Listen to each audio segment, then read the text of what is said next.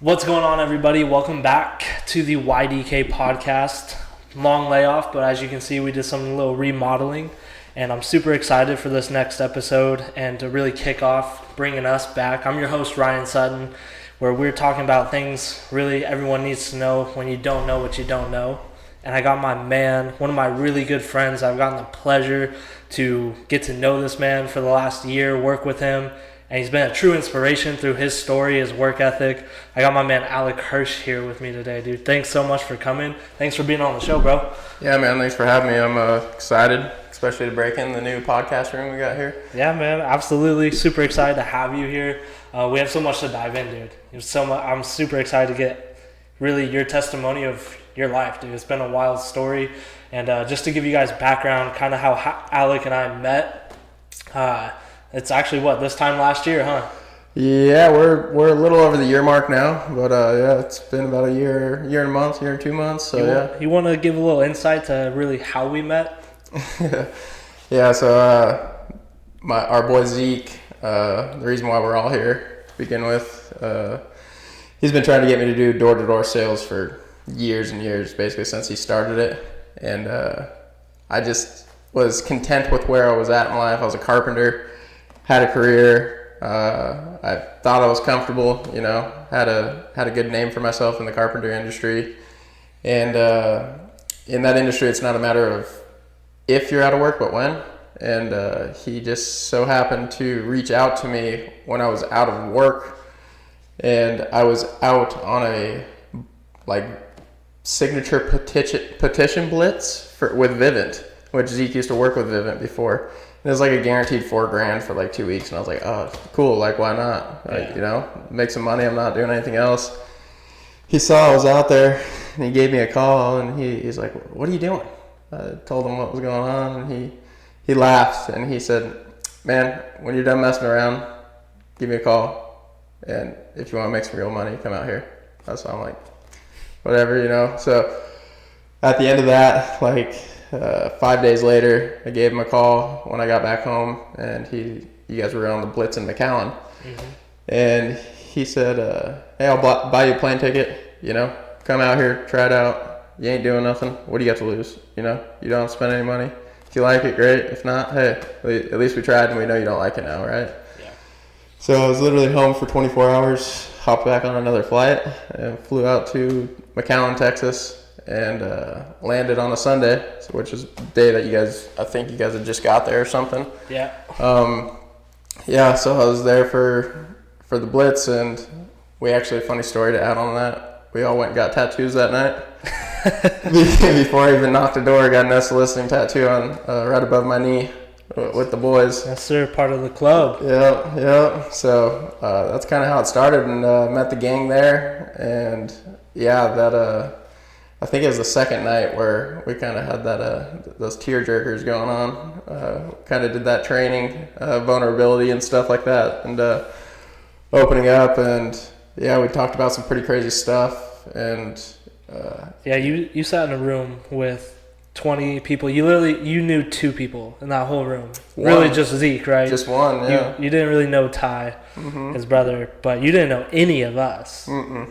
And you felt this.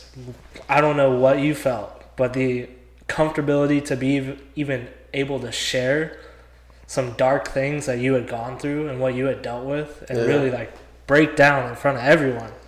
Yeah. And what was that like? Just walking into a room of people you didn't really know, and felt comfortable enough to actually just break down and cry in front of these guys and girls that you literally never knew and just immediately felt like family. Yeah, it was definitely very interesting, because I remember we were going around the room and everyone was kind of sharing their story. I was one of the last ones to go, so hearing everyone else's stories going around that circle, and that kind of gave me the time to reflect on what everyone else is talking about. And I've always been the type of person to I keep things to myself. I don't talk about stuff especially like that. We got pretty deep, and a lot of people got deep, and it gave me a whole new perspective on, you really don't know what other people are going through in life and what they have gone through. And, so some people had, a lot worse things than what I went through in different aspects, obviously, you know what I mean? Everyone's got their own struggles, but it made it a lot easier to kind of open up about some stuff that I've never really talked about. Granted, Zeke knew some of the stuff prior, because me and Zeke go pretty far back. I've seen him rock bottom. We're rock bottom together, but just getting to that point, talking about that stuff. I remember it was hard for me to get it out at first, and it slowly started coming out more and more, and just the waterworks started happening, and that goes back to like just what came out was like the background of my childhood in a way, teenage years and stuff like that, like the struggle with my mom, battling addiction and stuff like that, and dude, it was a real big eye opener. I've never felt more welcomed and invited by a group of people that I've never met before in my entire life, and not just this opportunity that this job is in sales for like solar and stuff alone, but just the environment that we have here, the culture was just unmatched. I feel that. I definitely agree. So let's kind of dive into, you mentioned like your story, right? Mm-hmm. Some of the things that you kind of dealt with. Now I ain't gonna try and tear jerk you now. Yeah. If it gets to that point, hey, that's it is what it is. 100%. But I remember I connected really deeply with you, man, because I understand, from my background, and I feel like for some reason it just brings a lot of us together when we share similar trials and tribulations growing up, right? Like I definitely connected when you were talking about your relationship with your mom. I have a very similar dealing with my mom's addiction and alcoholism. Yeah. Tell me a little bit, because you grew up in Vegas, right?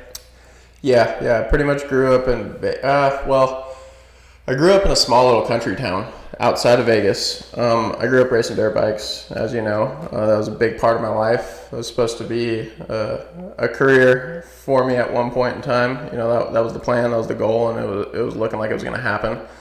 And I was born in California. We lost our house in the Northridge earthquake. I believe it was in like 94. Oh, wow. So I was only a year old at that point, so I don't remember it, but I was born in 93. And we moved to Vegas, basically started over fresh because we had nothing. Whole family moved to Vegas and lived out in Vegas until I was about like 8 or so. And then that's when racing was starting to get pretty serious for me at that point. My dad got me on a bike at 3 years old, so I've been riding pretty much my whole life. And we moved to Logandale, Nevada, which is like a small little country town about an hour outside of Vegas. Gotcha. And the main reason we moved out there was for riding. There's tons of area for it out there. I was able to ride right out of my garage, and had endless amounts of trails, track, whatever I wanted to go ride. And so lived out in Logandale, Nevada from basically 5th grade up until my senior year before I moved back to Vegas. Okay. So when you were living out in Loganville, right? Logandale. Yeah. Like growing up with your family, give me some aspects of like what that was like for you. Like what was your childhood growing up like when you were riding? Like obviously I come from a motocross background. Like my brother rode professionally, my uncle rode professionally. Like I understand like what that can do for your life. Like growing up, like how big of an impact was riding motocross for you, especially like going through like any family trials growing up? Yeah, no, 100%. It was big for me. It was it's always been my stress reliever. It still is till this day. For those of you that know what it's like to ride and stuff like that, there's no better feeling than it. And I wish everyone would get the chance to be able to experience how it feels to hop on a bike and stuff like that. But yeah, my childhood, younger years, like when we first moved out there, stuff was good. A little before that, it was great. My mom was a picture perfect mother, very loving, caring. I was around like age of 7 or 8, and she had my little sister. I believe my little sister was born in 2000, if I'm not mistaken. And basically it started to go downhill from there with the relationship with my mom. after she had my little sister, she got hooked on morphine and Xanax from the doctors that would prescribe it to her. And it wasn't so bad at first, you know, and growing up and going through that stuff, like, it progressively got worse. And at the age that I was like experiencing it, I didn't know what was really going on. I just knew my mom was starting to change in a bad way, you know what I mean? And yeah, it got to the point to where it was really bad, to where, you know, my dad still worked in Vegas, so he would commute back and forth. So, you know, there's a long time frame where I'd be home with just my mom, you know, during the morning, getting ready for school, and then obviously after school when I'd get home. And it did get to a point to where basically I wouldn't come straight home from school, like off the bus, right, just because I didn't want to be around it. It was, you know, mental abuse. Like 7, 8 years old, man. Yeah, so it was like I said, at that age it wasn't so bad. Once I got to like middle school years, around like 12, 13 is when that really started to get bad. And that's when I, you know, was getting to the age to where I was old enough to kind of like think a little more clearly and kind of have a more like a better perspective in a sense on something like that, on what's going on, what would be best for me. Because of course when you're 8, 9 years old, obviously you want to go home, you know what I mean, or, you know, or you go to a friend's house or something like that, but that's something you always usually ask for parental permission at that age, you know what I mean? So yeah, that was tough, but, you know, riding and racing and stuff through my life in my younger ages, and even through my teenage years and stuff like that, that was my crutch.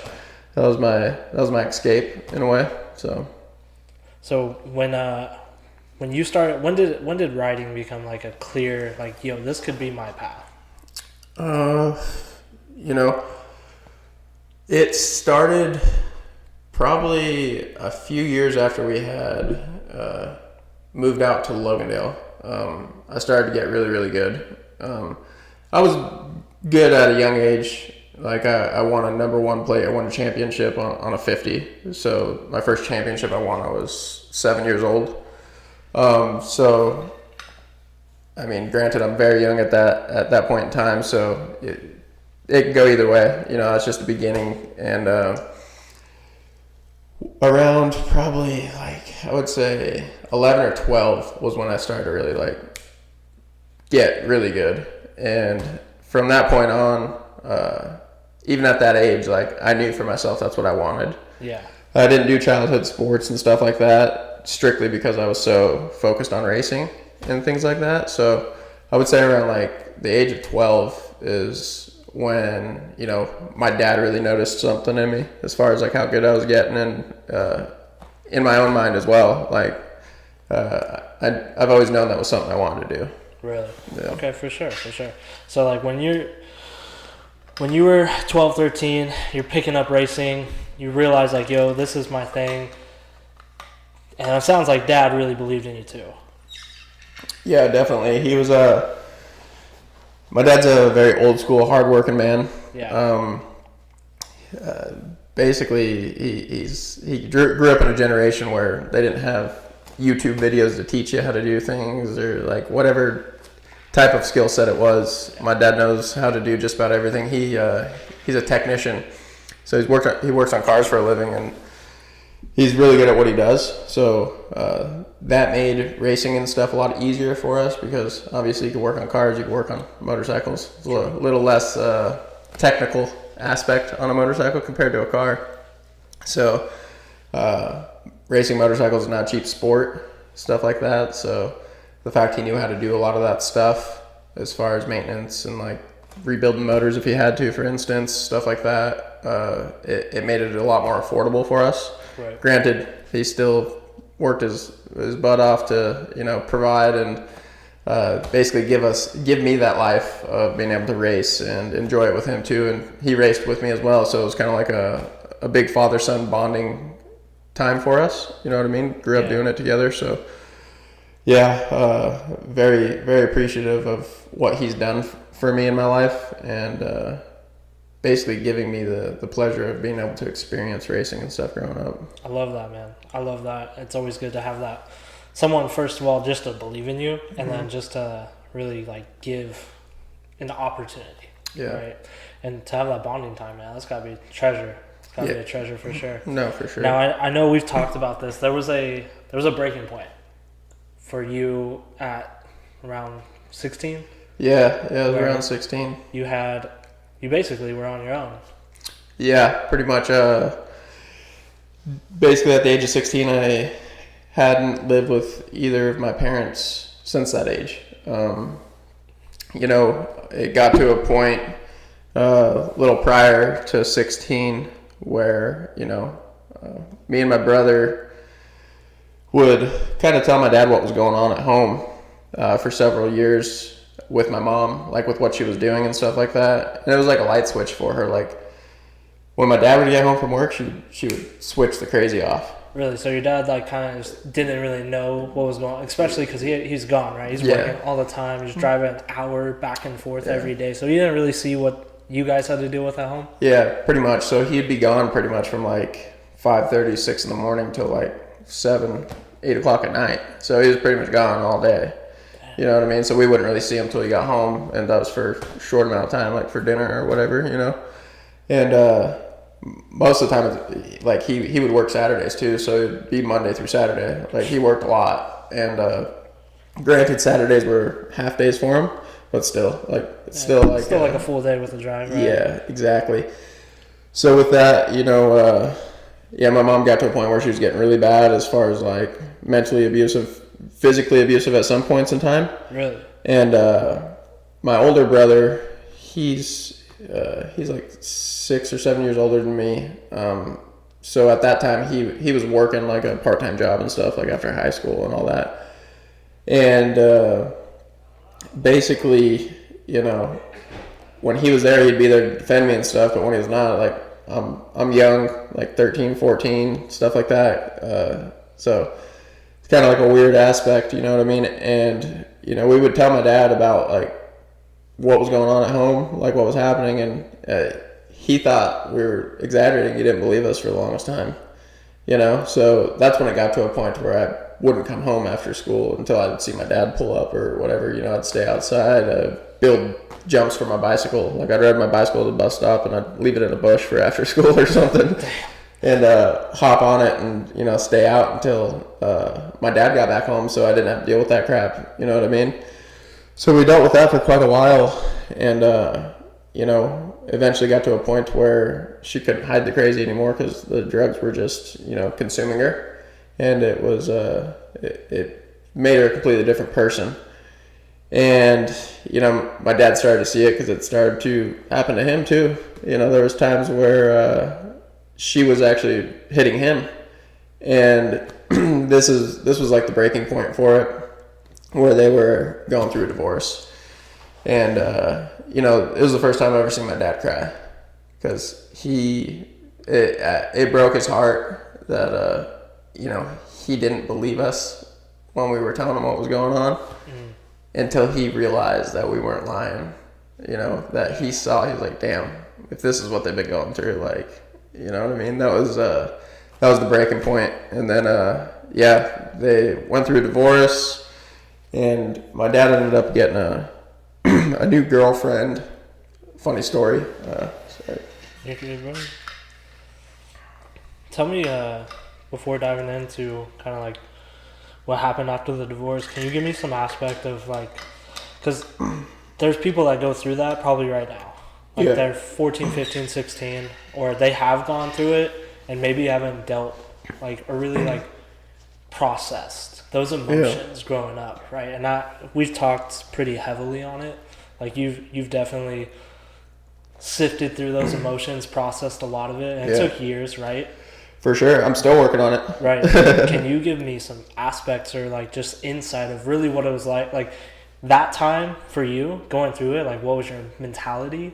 How did you not allow that environment to truly like affect you, or what was your outlet? And then bring it to now, like looking back, like what would you tell Alec then? What I would tell Alec then is just keep doing what you're doing, because I mean everything that I did leading up to now has made me who I am today. And you know, most people that experience what I experienced and go through like what I went through, stuff like that, typically don't end up where I'm at in life. You know, they usually either go down that rabbit hole and don't come back out of it. And the biggest thing I could say is just, you know, you're not the product of your environment. You're a product of your choices, right? So no matter with what I was around, like typically with stuff like that, people tend to either hey, let me do exactly what my mom did, and for this instance, let me do exactly what my mom did, for instance, right? And like, oh, what are these drugs like? What's this like? You know, why did she choose this over kids? Blah, blah, blah. You know what I mean? So, for instance, in that. Or, you know, hey, I saw what this did firsthand. I want nothing to do with it, so I'm never going to involve myself in something with that. And, you know, that's where what I was saying, you're not a product of your environment, but you're a product of your choices. You know, at the end of the day, everyone's capable of thinking for themselves, you know, and granted at a young age, it's a little, you need that guidance, you know, but still at the same time, you know, once you turn 16, you're pretty much old enough to kind of think a little more clearly and, you know, make more well thought out decisions. True. Granted, you're going to make dumb ones because you're young, but that's part of it, right? But, you know, choosing how you view something like that, being around it, you know, is solely up to you, and it's a mindset, I feel, and, you know, it's not as easy for everyone, granted, but I believe that's where racing's played a big part in where I'm at today, as far as, you know, just having grit, being resilient. Racing's very mental as well, not just physical, but it's very mental. So you got to be mentally tough. It's not an easy sport. There's a lot that goes into it. Training, years of practice, you know. A lot of top professionals that do it for a living, they have mental health coaches. Yep. You know, so that is a big aspect of it. And I believe that's what kept me strong through times like that. That was kind of my crutch. You know what I mean? Oh yeah, absolutely, man, absolutely. And I love the statement you said. You're not a product of your environment. You're a product of your choice, right? And for you had the awareness to really decipher: is this going to serve me if I go down that path, or is this going to hurt me? Yeah, no, definitely. It's granted, you know, at the time, it still hurt me. Of course, you know, losing a mother. You know, the way I looked at it and still look at it to this day is, you know, my mom passed away when I was like 8. And she's still alive, but... Wait, hold on. So, okay, so she passed away at 8, but she's still alive. Please touch on this. Yeah, to elaborate on that, to make a little more sense. Yeah, I'm very the mom that I remember that was loving, caring, picture-perfect mother... She's gone. She's been gone since, you know, like the age of 8 or 9. Yeah. Since then, it's been a completely different person. She's almost possessed.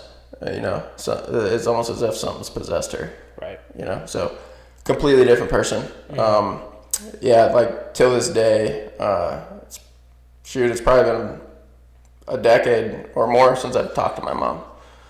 Yeah. I understand that. Yeah. Trust me. Talking to someone who understands, I feel that. No, for sure. What do you feel? Because that had to make you grow up fast, especially being an older brother to a sister. Yeah. Which I definitely understand that as well. Yeah. Like, how did growing up in a situation like that just like not mature you, but make you completely have to grow up fast? Yeah, it was.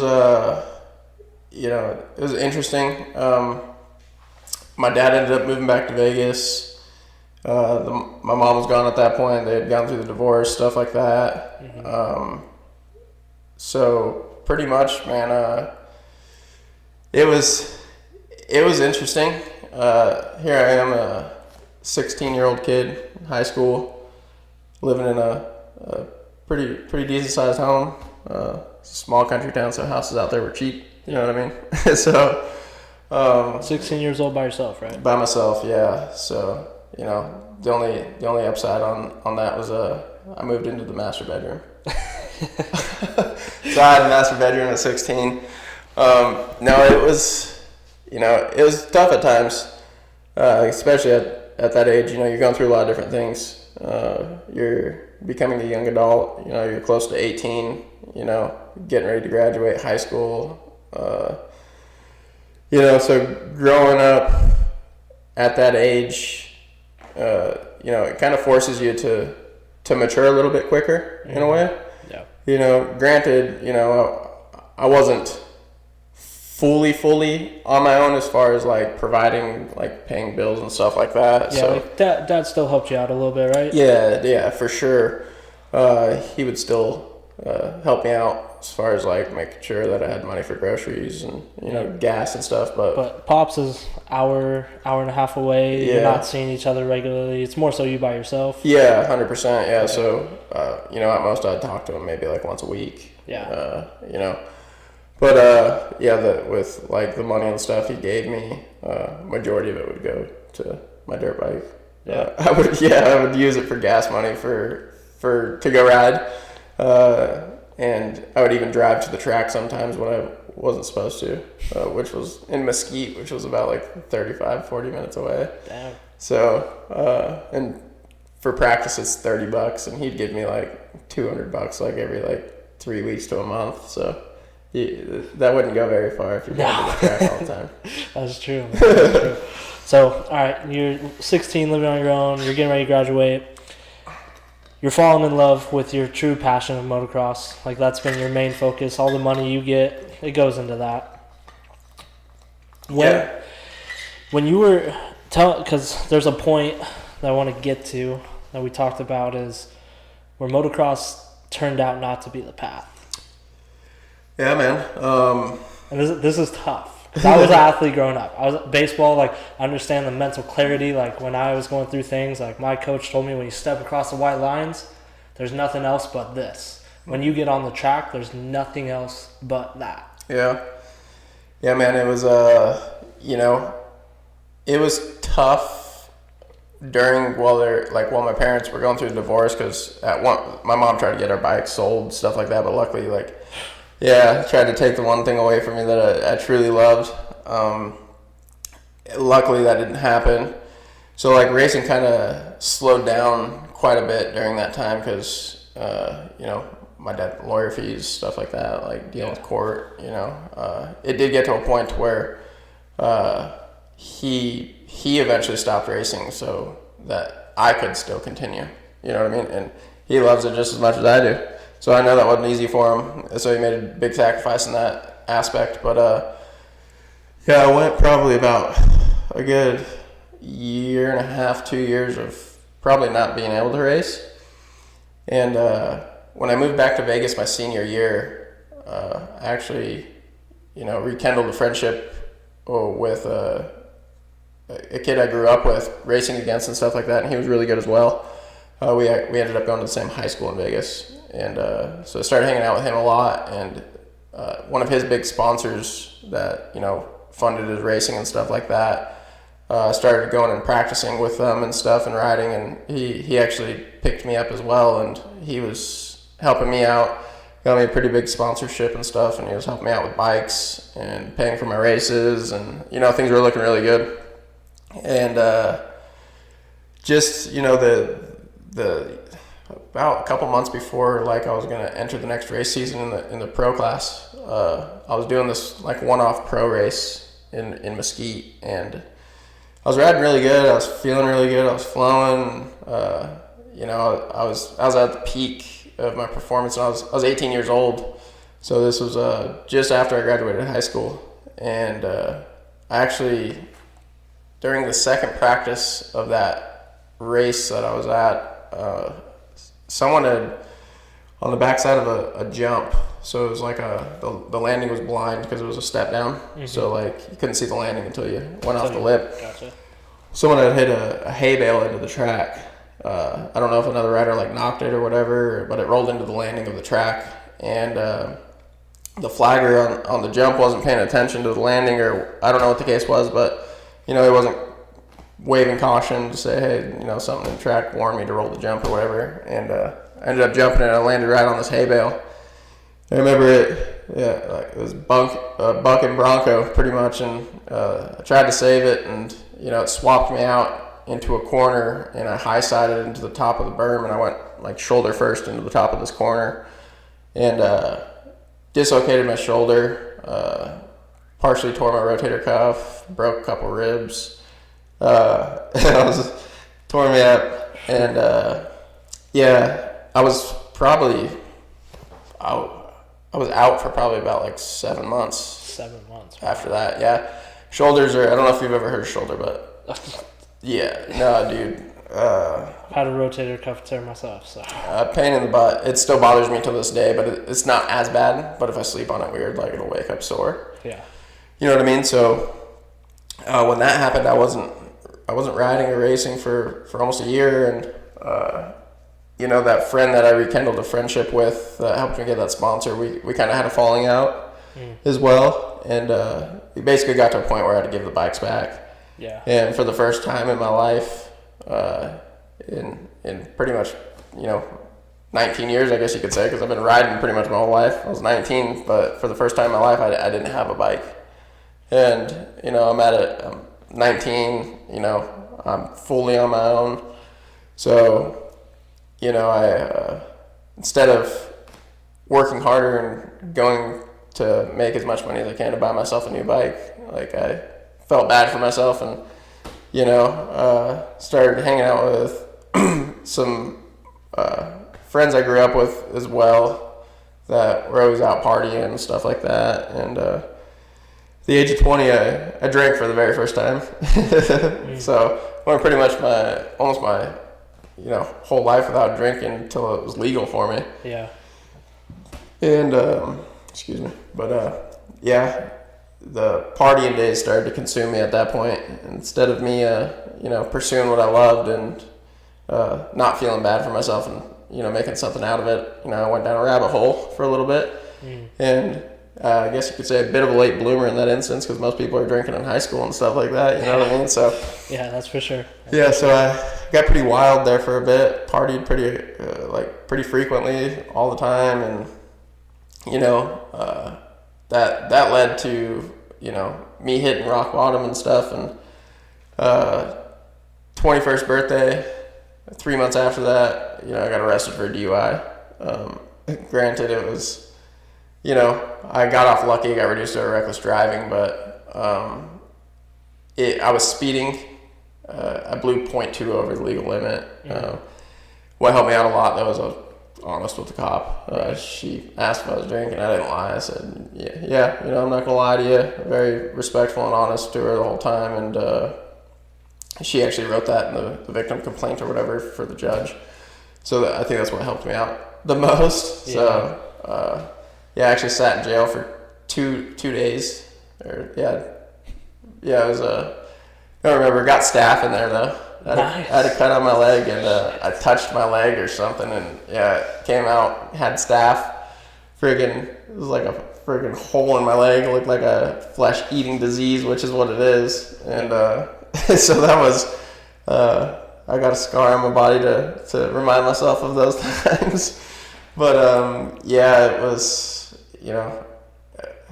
I remember I felt like such a loser coming out of jail. Granted, I didn't do any other time after that. I got off with just doing community service, paid a bunch of fines and stuff like that. Right.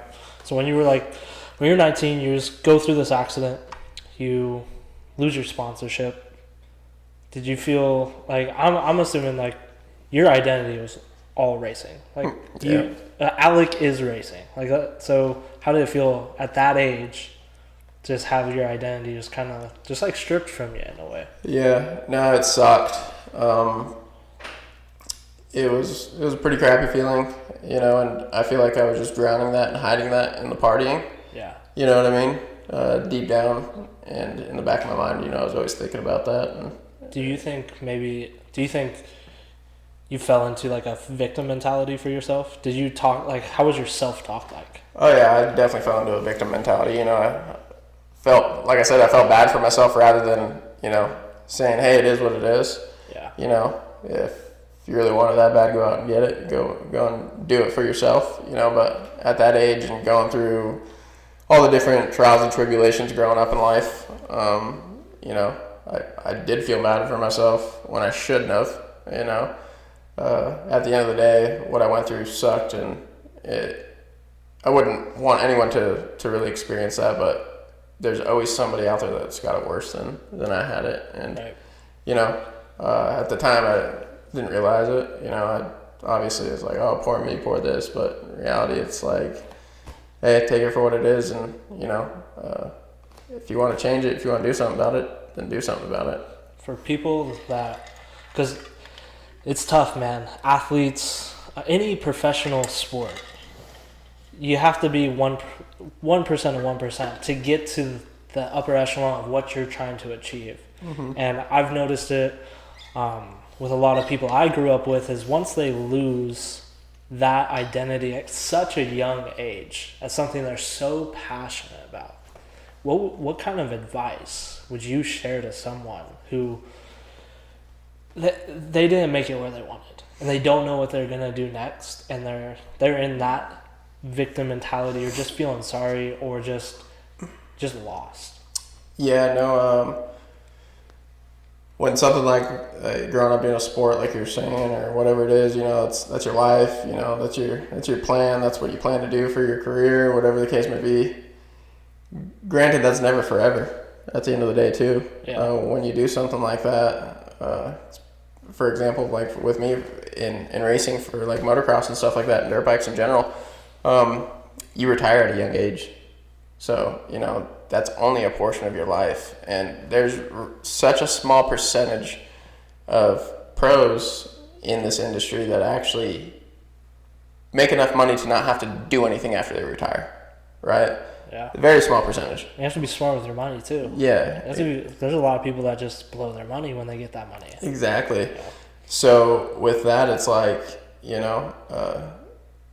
there's always going to be a next chapter. Yeah. So take it for what it is. And, granted, it may suck in the moment, but the future's still bright. You know what I mean? You still have your whole life ahead of you. I love that. So, you just got to make the most of it and cherish the memories and times that you had doing what you loved. And granted, you can still do it. Maybe it's not going to be at a level that you wanted it to be or where you wanted it to be, but if you truly love it that much and you're that passionate about it, you'll still continue to do it and you'll still enjoy it. You got to remember why you even started doing it in the first place. When you first started doing it, you didn't immediately think, oh, I'm going pro, or I'm going to be, this is going to be my living. You keep doing it and you get to that point because you love it and you enjoy it. I love that, dude. That's great advice. So let's talk about that wave of life where you sat a couple days in jail. You're still dealing with this identity loss. You're doing things you're not accustomed to, partying, alcohol, whatever it is. Yeah. What were you doing after you got out of jail? And what led you down this path from like, you're doing a bunch of construction jobs, you're meeting Zeke a few years later, like let's go down how we jumped from this wave of life of just partying, something you're not accustomed to, and then to where you got to where you're at now.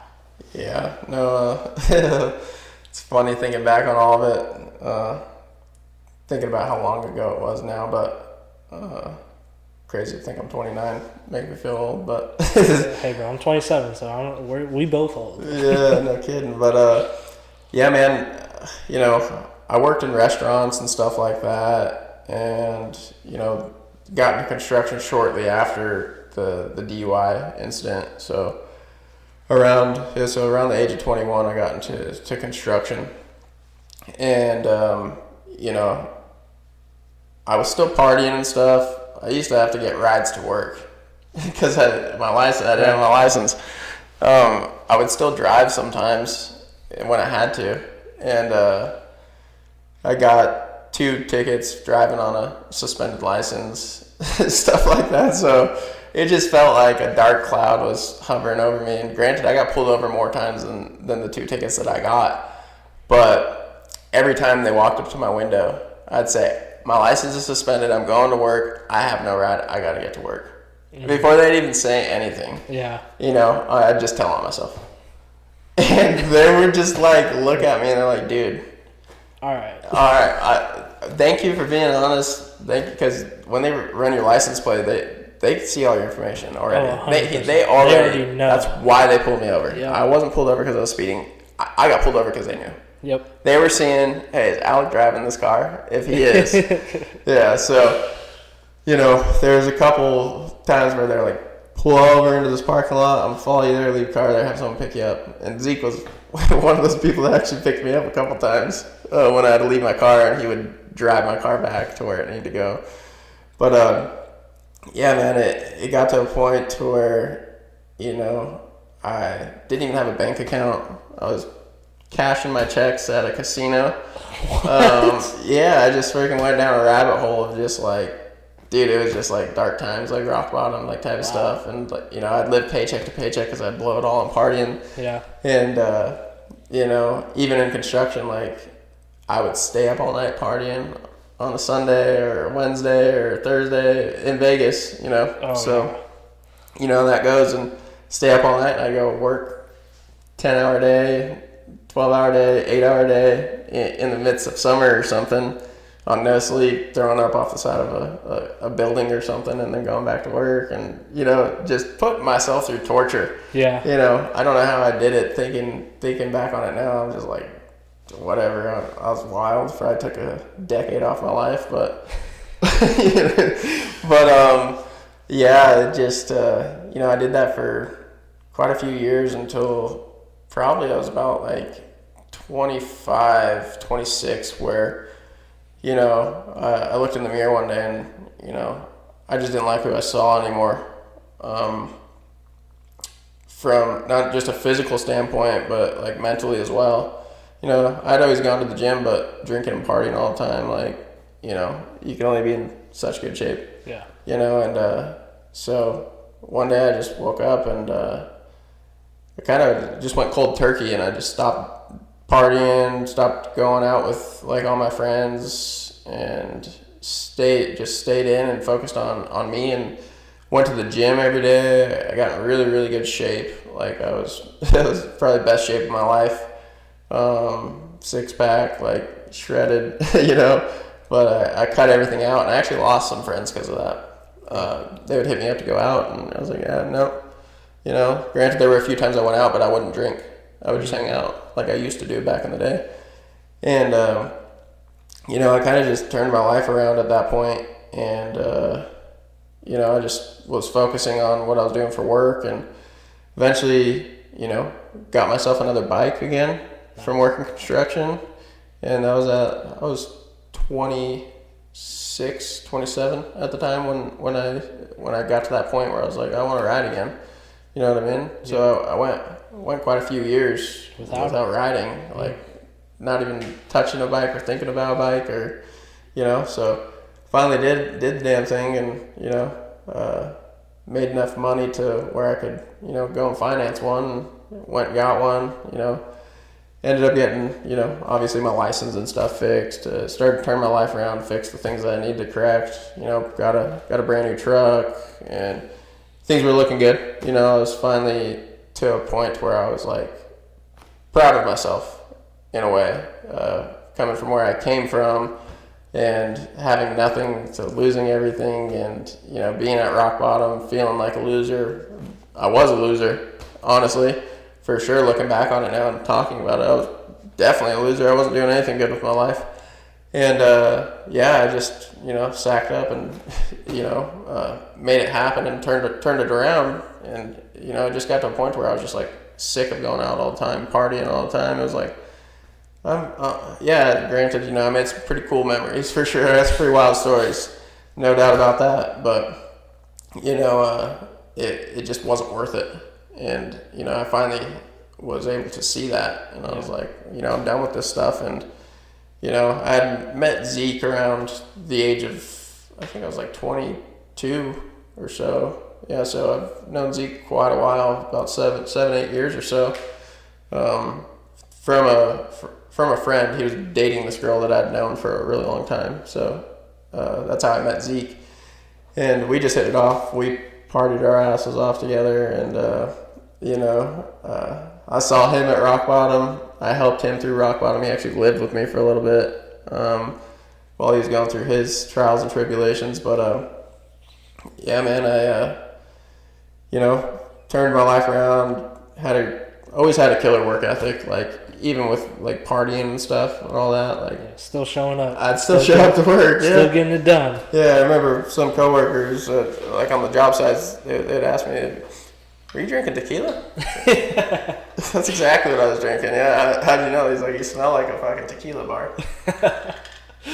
I love it, bro. But yeah, it was, so going through times like that, and yeah, man, it was just this opportunity, in construction and stuff. It's taught me good work ethic, because if you don't work hard, you don't have a job, essentially, right? Yeah, definitely. So with that,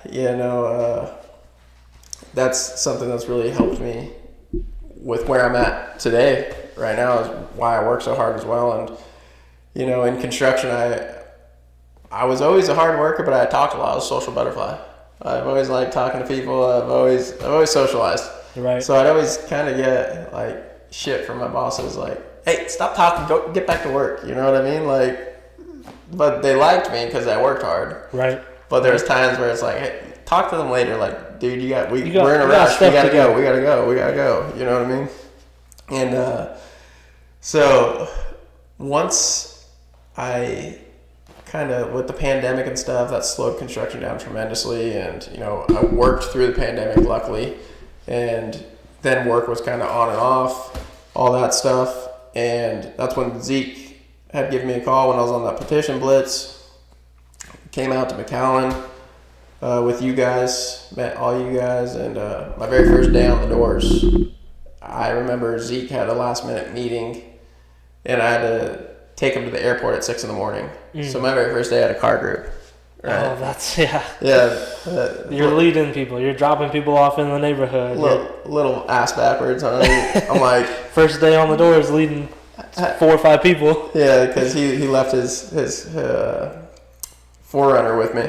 Yep. And, yeah, man, I remember dropping everyone off, and me getting out the car last. I'm sitting there and, kind of going over the pitch in the car for a minute, and I'm the type of person, like, I could read something 100 times. I ain't gonna retain crap. I'm so like ADHD and like in school you'll be reading a question. Sally had 10 apples. What am I gonna do later after school? Shit, wait, I gotta read the question again. Yeah. You know what I mean? So I like squirrel. So I'm like, at one point I'm just like, okay, I just gotta get out of the car and go do it. So, like, I got out, started hitting some doors. First day, granted, was really rough. I was like, I have no idea what I'm doing. I get out the car last. I don't shadow anybody. I'm just throw it to the wolves. And that was Zeke's plan the whole time, because him and I are very similar. He knew I'd figure it out. And first day was rough. Second day, got better. Third day, something just clicked for me. And the third day, I remember within the first hour, I set 3 appointments. Bills, like, just for, I was like, all right, we're doing the damn thing, you know what I mean?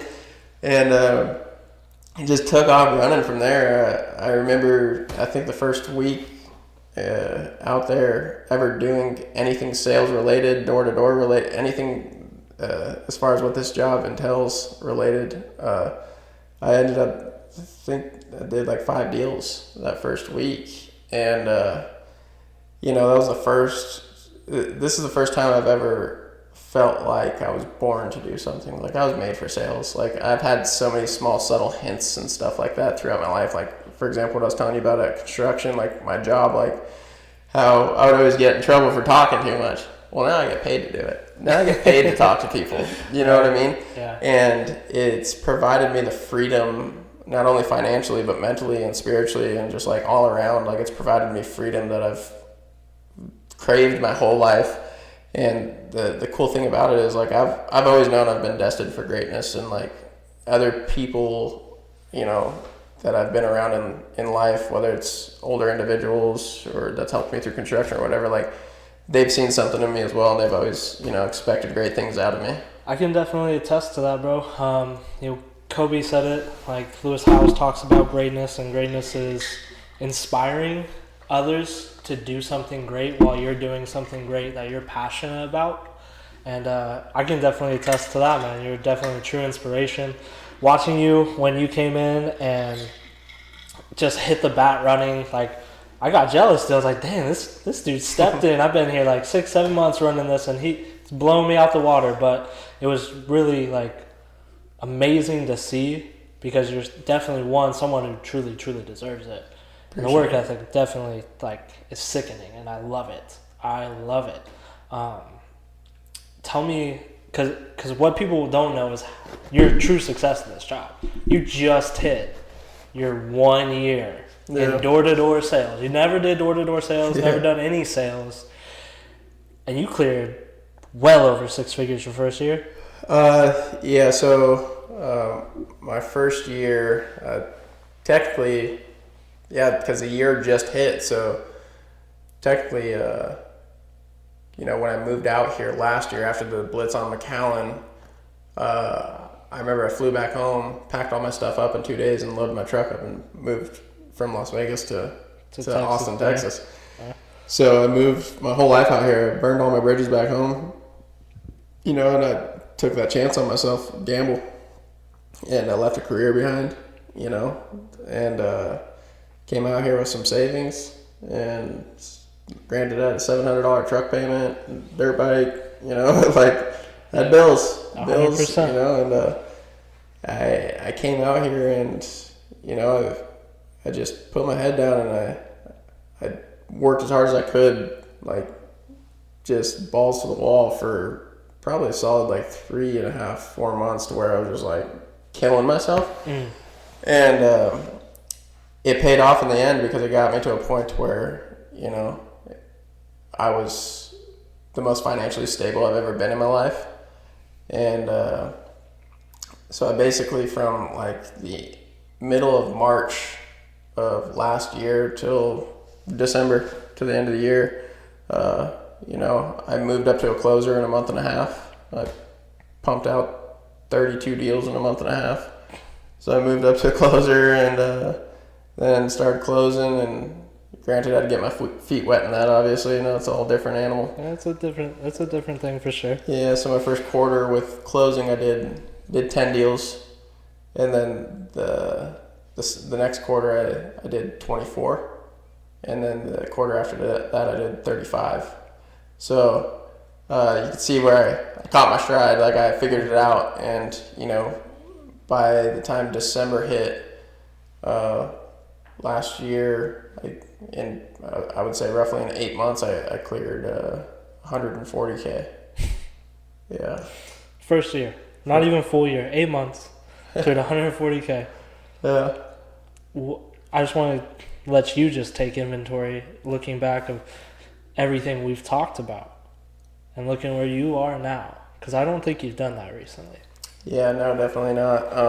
Where like, just looking back, like from that 13, 14-year-old going through those struggles with your parents, 16 on your own, losing your true passion at 19, going through that wave of just alcohol and partying, to taking a massive risk and chance on yourself, to clearing $140,000 in 8 months. Yeah. Like, looking back at all that, like, how does that make you feel? It feels surreal, I guess. You know what I mean? Like, it's funny because me and my girlfriend were actually talking about this a couple days ago, talking about what I used to do for work like a year and a half ago. You know what I mean? And what my annual salary with a job like that, just working normal 40s, is like 55, 60K at most, right? So granted, we work a lot of overtime. That's how construction is. That's where you make most of your money. Yep. So granted, never made just 55K, Right. but putting that into perspective with what I made in 8 months last year would take me like 2 years of work in the other industry in construction to even come close to making that. And like putting that into perspective is just like, it's mind blowing, because you're just like, it's crazy what this job, this opportunity provides for you. And that's what I love about it so much is, you know, it helps me grow in so many different aspects of my life, and it's helped me grow in so many different aspects of my life, you know, not just mentally, not just financially, but like spiritually, like all around. Like it's made me a better person, and it's, you know, I'm 1% better every day. And if you're 1% better every day, you know, it's 365 days in a year. Each and every year, you're 365% better, and that's what this job does for me. And it's awesome. I love it. You know, I don't feel like I work a day in my life anymore. And what I love most about this is there is no cap on what you can make. It's what are you willing to put into it? What do you think you're worth? What is your value? And, you know, that's a huge motivation to me, because, you know, I do think about all the time of why I'm here and how I'm here and why I work so hard. I don't want to go back to construction. No way in hell. So that fear of just not wanting to go back to that is what drives me and keeps me going. Man, I love that. That was, first off, I want to say thanks, bro. Thank you so much for sharing your story, sharing all that wisdom too. You dropped some, if you guys missed it, some key points that I took, man. You're not a product of your environment, you're a product of your choice. And if you grow 1% every day, 365%, 1 year can change your whole life. And, man, I'm so glad I got to kick back the show off after a long layoff with that. Dude, I can't tell you how grateful I am for you, dude. I'm your brother. I love you to death. Love you too, man. And I love y'all. Thanks for tuning in. And thanks again, bro. Yes, sir.